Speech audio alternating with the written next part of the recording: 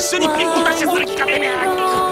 他の誰でもない私が自分で超える。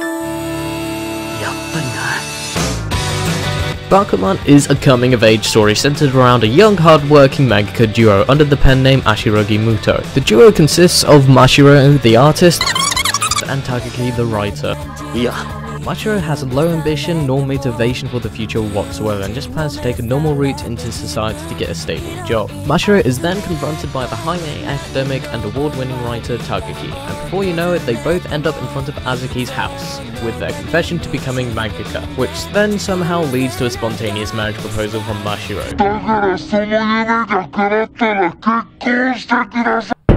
Despite Mashiro's ballsy move of confessing his proposal, Azuki reciprocates with a straight yes, under the condition Mashiro gets an anime adaptation on his manga in which Azuki will star in and marry him afterwards. So therefore, Mashiro caves into Takaki and partners up with him to create a manga for the Shonen Jack. I ain't joking here. Therefore, placing Mashiro on the same exact path as his deceased uncle when he tried to make his best efforts to make it as a mangaka to be with Azuki's mother, in which he failed and died.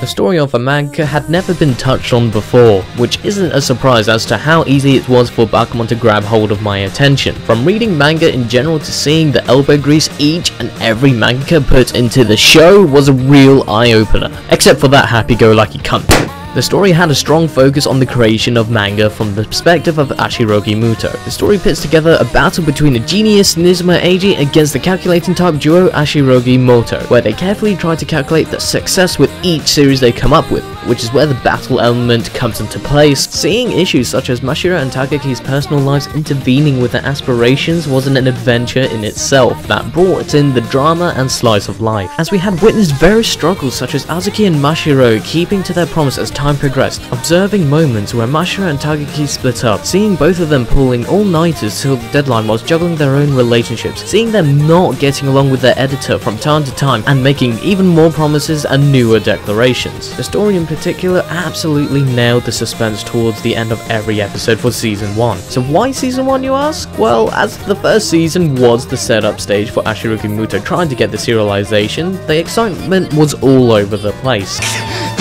Season 2 explored the relationship between the editor and the mangaka, which was more or less a disappointment of a season, as there were some contradictory morals, and then Season 3 to wrap up the whole story, which in my opinion felt a bit flat towards the second half of Season 3. But when you reflect over the story as an overall, the construction of the story manages to pull off being one of the best coming-of-age stories told through anime, in my honest opinion. The main characters, Mashiro and Takaki, were extremely human in comparison to most shonen protagonists. However, the determination and persistence was what made the duo in my eyes that much more extraordinary from the rest of all the manga in the show. I particularly liked how the two at times would argue and part ways within the series, which threw in that realistic slice of life flavor into the show. As for Azuki's character, her role of the love interest was done well. Seeing her stubbornly keeping her distance at arm's length from Mashiro whilst only communicating through emails gave the show that romantic flair, making small things like face-to-face encounters all the more special in the show, which I adored, with the music setting the atmosphere up very well. With a series like Bakuman, the variations for character types were splendidly spread out amongst the different types of aspiring mangakas we had.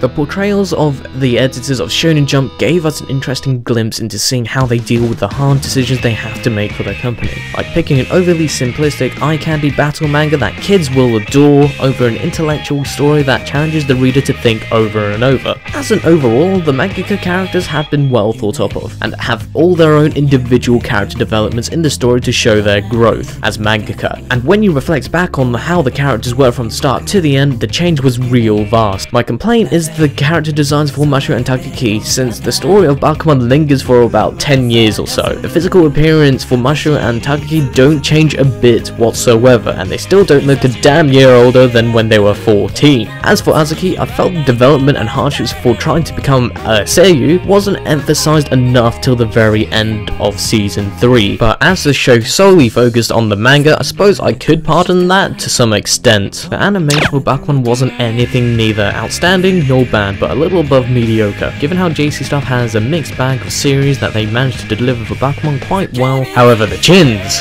well, way too narrow for my liking, but I suppose you can't really blame JC Star for that, as it was all down on the original character designs. The soundtrack for Bakuman was quite soothing, with the acoustic guitar playing in the background when we get the pep talk and emotional scenes. The openings were absolutely fantastic, with the exception of the opening for Season 3, which started really great like this.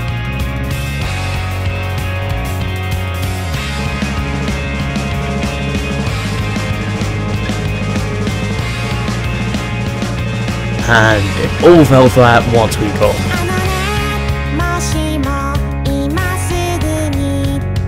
But surprisingly, the song does grow on you. Don't ask how, but it does. As an overall, Bakuman has the dreams, the inspiration, the depth, the entertainment value, and of course the laughs and tears unmatched by any other. Except Clannad After Story, okay? It has the uniqueness in being the manga about a manga and an anime about an anime. In terms of the show's contribution to the manga industry, this easily is one of the most significant and informative anime series to be aired this decade. And I am damn right standing by what I say, as I have enjoyed every minute of this show. So do give Bakuman a try if you have a slither of interest into shonen manga and how it's developed. I'm the Sly Dragon 93. I hope you found this review useful, and drop a like and share to spread the love of shonen manga, and I'll catch you all in the next video.